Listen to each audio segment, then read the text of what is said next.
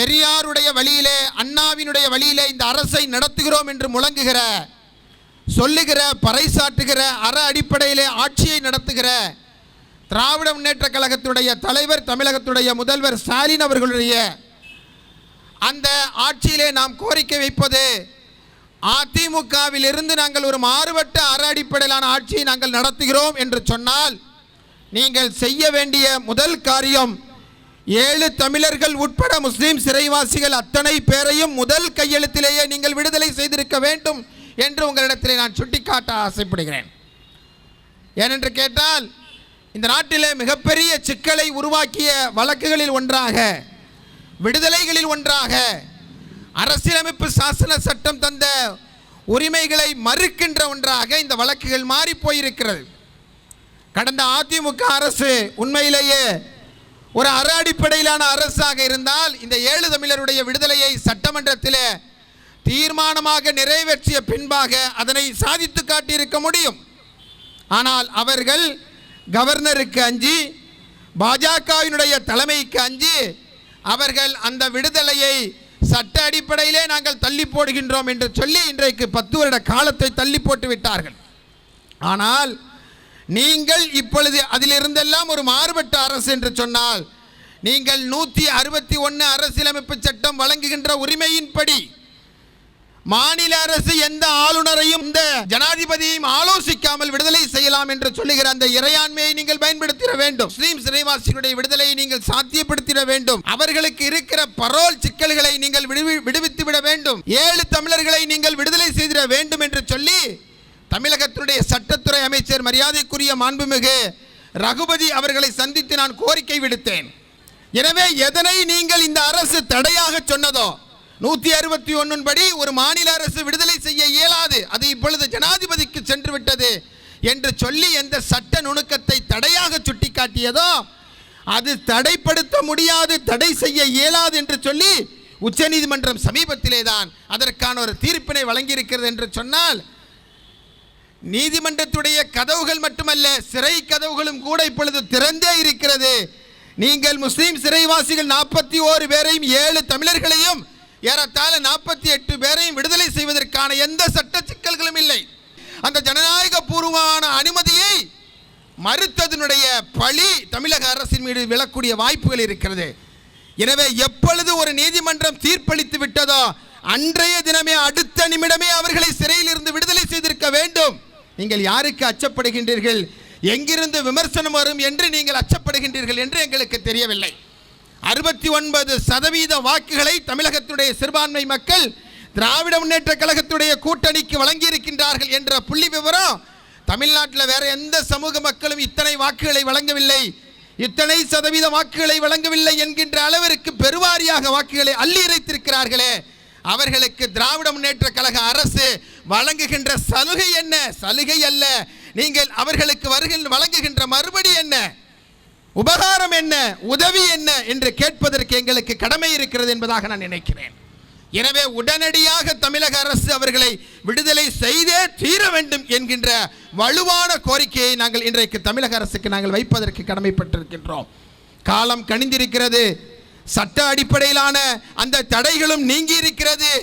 எல்லோருடைய மனதிலும் பொதுவான ஒரு கோரிக்கையாக 7 தமிழர்கள் உட்பட முஸ்லீம் ஆயுள் சிறைவாசிகள் விடுதலை செய்யப்பட வேண்டும் என்கின்ற இந்த தருணத்திலே நாங்கள் அவர்களை விடுதலை செய்யாவிட்டால் நிச்சயமாக அவர்கள் இனியொரு காலத்தில் விடுதலை செய்யப்படுவதற்கான வாய்ப்புகள் இல்லை.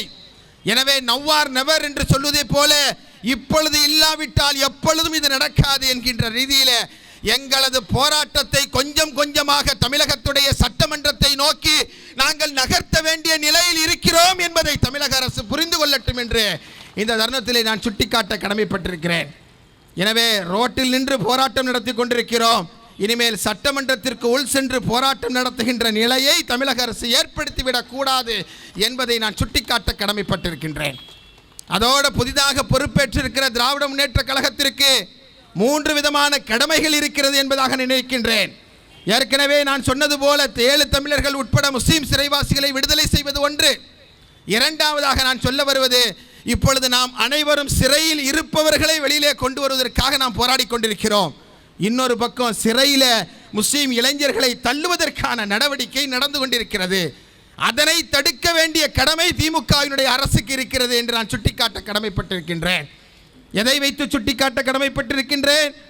UAPA என்கின்ற சட்டத்தின் மூலமாக அன்லாஃபுல் ஆக்டிவிட்டீஸ் பிரிவென்ஷன் ஆக்ட் என்று சொல்லுகிற சட்டவிரோத நடவடிக்கைகள் தடுப்பு சட்டம் என்கின்ற சட்டத்தின் மூலமாக NIA என்கின்ற நேஷனல் இன்வெஸ்டிகேஷன் ஏஜென்சி என்று சொல்லுகிற தேசிய புலனாய்வு முகமையின் மூலமாக கொஞ்சம் கொஞ்சமாக தமிழகத்தினுடைய சிறுபான்மை இளைஞர்கள் மட்டுமல்ல, ஜனநாயக சக்திகள் சிறையில் அடைக்கப்பட்டு கொண்டிருக்கின்றார்கள். பேராசிரியர் ஹனிபாபுவை, பேராசிரியர் சாய்பாபாவை, இறுதியாக மரியாதைக்குரிய அருட்தந்தை சேன்சாமி அவர்களுடைய உயிரை எவ்வாறு NIAவும் UAPAவும் பறித்ததோ அதுபோல தமிழகத்துடைய சிறுபான்மை இளைஞர்களுடைய ஜனநாயக சக்திகளுடைய வாழ்வை இல்லாமலாக்குகின்ற, அவர்களது வாழ்வை சூனியமாக்குகின்ற செயலை இன்றைக்கு UAPA சட்டமும் NIAவும் இணைந்து இன்றைக்கு செய்து கொண்டிருக்கிறது. UAPA என்கின்ற சட்டவிரோத நடவடிக்கைகள் தடுப்பு சட்டம் என்ற சட்டவிரோத அந்த சட்டத்தின் கீழ் இந்தியாவிலே மணிப்பூர் மாநிலத்திலே தான் அதிக இளைஞர்கள் கைது செய்யப்பட்டிருக்கின்றார்கள்.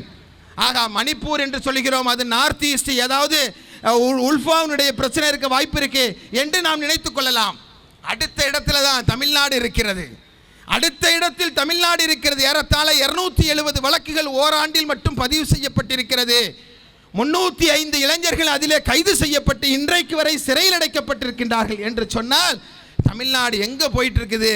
எந்த அளவிற்கு மத்திய அரசு மறைமுகமாக தமிழ்நாட்டின் மீது சுயாட்சிக்கு எதிராக மிகப்பெரிய அடக்குமுறையை செய்து கொண்டிருக்கிறது என்பதை இந்த வழக்கினுடைய புள்ளி விவரங்கள் நமக்கு சுட்டிக்காட்டுகின்றது. மூன்றாவது இடத்திலே தான் காஷ்மீர் இருக்கிறது. மிகப்பெரிய கொடுங்கோலன் ஆட்சி செய்கிற யோகி அரசு 6வது இடத்திலே தான் இருக்கிறது. ஆனால் தமிழ்நாடு 2வது இடத்திலே இருக்கிறது என்று சொன்னால் 38 பேரை வெளியில் கொண்டு வரதுக்காக போராட்டம் பண்ணிட்டு இருக்கோம். ஆனால் ஏறத்தாழ 270 பேர் இதே போல இதைவிட மோசமான வழக்குகளில் சிறையில் அடைக்கப்பட்டு அவர்கள் காணா கிருகங்களிலே அவர்கள் அடைக்கப்பட்டு தங்களது எதிர்காலமே சூனியமாக்கப்பட்டு கொண்டிருக்கின்றது என்று சொன்னால் எவ்வளவு ஒரு மோசமான நிலை அன்பு தோழர்களே. சுயாட்சியை நோக்கி தமிழகத்தை நகர்த்துகிற திராவிட முன்னேற்றக் கழக அரசு விழித்துக் கொண்டு NIAவை தமிழ்நாட்டிற்குள் நுழைய விடாமல் UAPAவை தமிழ்நாட்டிற்குள் நுழைய விடாத நிலையில் அவர்களுக்கு எதிரான கடுமையான நடவடிக்கைகளை மேற்கொள்ள வேண்டும் என்று இதன் மூலமாக நான் சொல்லிக்கொள்ள கடமைப்பட்டிருக்கின்றேன். அத்தோடு ஒருபுறம் UAPA NIAவை தடுக்க வேண்டிய கடமை, மூன்றாவது கடமை என்னன்னு சொன்னால் சிறைகளை இருக்கக்கூடியவர்கள் மீது கொஞ்சமாவது கருணை காட்டுங்க. கொரோனாவின் காரணமாக சிறைகளிலே இட நெருக்கடி ஏற்படுகிறது. கொரோனா பாதிப்பு ஏற்பட வாய்ப்பு இருக்கிறது. கொத்தாக இறந்து போக வாய்ப்பு இருக்கிறது. எனவே அவர்களை விடுதலை செய்யுங்கள். யாரெல்லாம் அதற்கு தகுதியானவர்களோ அவர்களுக்கு பரோலோ அல்லது விடுதலையோ செய்ய வேண்டும் என்று சொல்லி உச்சநீதிமன்றம் தீர்ப்பளித்த பின்பும் கூட அதிமுகவினுடைய தமிழக அரசினுடைய அதிமுகவும் இறங்கி வரல, திமுக அரசும் அதற்கான ஒரு சிறு துரும்பை கூட கிள்ளி போடவில்லை என்று சொன்னால் நாங்கள் என்ன நினைக்க வேண்டி வரும் அன்பார்ந்தவர்களே. எனவே சிறை என்பது மிக மோசமான ஒரு கூடமாக இருக்கிறது. அறிஞர் அண்ணா சொல்லி காட்டியது போல மிக மிக மோசமான இடங்களில் ஒன்று சிறை என்று சொல்லுவார் அல்லவா, அது மாதிரி மோசமான இடமாக இருக்கிறது, ஒரு காரா கிருகமாக இருக்கிறது. அதிலிருந்து விடுதலை செய்வதற்கு தயவு செய்து கொஞ்சம் கருணை காட்டுங்க. அவர்களுக்கு பரோல் வழங்குங்க. 48 ஆயுள் சிறைவாசிகளும் கண்ணியத்தோடு மரியாதையோடு தங்களது வீடுகளுக்கு திரும்ப செல்வதற்கான போராட்டம் நடத்த வேண்டிய கடமை பாப்புலர் ஃப்ரண்ட் ஆஃப் இந்தியா SDPIக்கு மட்டுமல்ல, தமிழகத்தினுடைய ஒவ்வொரு ஜனநாயக தமிழனுக்கும் இருக்கிறது என்பதை அறுதியிட்டு சொல்வதற்கு நாம் கடமைப்பட்டிருக்கின்றோம். குற்றமளித்து விட்டார்கள், அது சரியானதா தவறானதா நிரூபிக்கப்பட்டதா என்று கூட இல்லாமல் ரகோத்தமன் அவர் கூட சொல்லுவார், ராஜீவ்காந்தியினுடைய கொலை வழக்கிலே பேரறிவாளன் அவர்களுடைய தீர்ப்பு என்பது தவறாக எழுதப்பட்டு விட்டது என்று சொல்லுவார். ஆனாலும் கூட 28 ஆண்டுகள் சிறைவாசத்தை அனுபவித்திருக்கிறார். தமிழக அரசு அவருக்கு பரோலை கொஞ்சமாக நீடிச்சிட்டு இருக்கிறாங்க, வரவேற்கத்தக்க விஷயம். அதுபோல எல்லோருக்கும் வழங்குங்கள், எல்லோருக்கும் நீங்கள் சட்டத்தின் அடிப்படையில் கொஞ்சம் கருணையை காட்டுங்க, பரோல் கொடுங்க. அவர்களுக்கு விடுதலை செய்வதற்கான எல்லா விதமான நடவடிக்கையும் சட்டத்தின் அடிப்படையில் நீங்கள் எடுங்கள் என்று இந்த தருணத்தில் சொல்லிக்கொண்டு, தமிழக அரசிடத்தில் நாங்கள் வைக்கின்ற கோரிக்கை என்பது ஜனநாயகபூர்வமான சட்டப்பூர்வமான கோரிக்கையை நாங்கள் முன்வைக்கிறோம். ஒன்றிய அரசு ஒருபொழுதும் இறங்கி வராது என்று தெரியும்.